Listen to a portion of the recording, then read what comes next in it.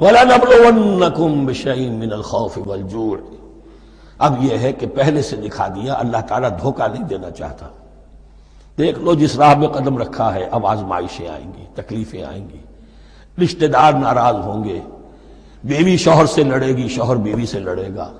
اولاد والدین سے جدا ہوگی، یہ سب کچھ ہوگا، فساد ہوگا، فتور ہوگا، تصادم ہوگا، جان و مال کا نقصان ہوگا۔ وَلَنَبْلُوَنَّكُمْ، ہم لازماً آزمائیں گے تمہیں، بِشَيْءٍ مِّنَ الْخَوْفِ، خوف کی کیفیت سے،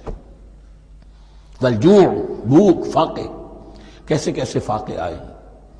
کیا ہوا ہے غزوہ احزاب میں، کیا ہوا ہے جو اس سے بعد جو جیش العسرہ ہے، تبوک کی جنگ ہے، وَنَقْصٍ مِّنَ الْأَمْوَالِ وَالْأَنفُسِ وَالثَّمَرَاتِ، اور نقصانات ہوں گے، مالی بھی جانی بھی، اور ثمرات۔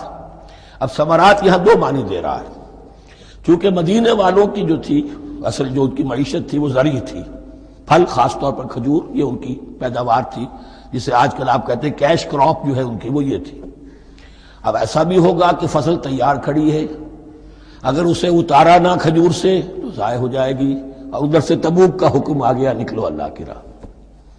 یہ ساری فصل ضائع ہو جائے گی۔ امتحان ہو گیا کہ نہیں؟ اور اس کے علاوہ ایک اور ہے اس کا مفہوم، انسان کچھ بہت محنت کرتا ہے، جد و جہد کرتا ہے، کیریئر بناتا ہے، اپنا ایک مقام بنا لیتا ہے اس کیریئر میں، اس پروفیشن میں، اس راستے پر آتا ہے تو کچھ اور ہی شکل اختیار کرنی پڑتی ہے۔ وہ تجارت کے زمانے میں جو محنت کی تھی،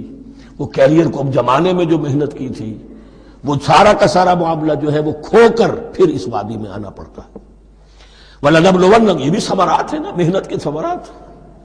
وَلَنَبْلُوَنَّكُمْ بِشَيْءٍ مِّنَ الْخَوْفِ وَالْجُوعِ وَنَقْصٍ مِّنَ الْأَمْوَالِ وَالْأَنفُسِ وَالثَّمَرَاتِ وَبَشِّرِ الصَّابِرِينَ،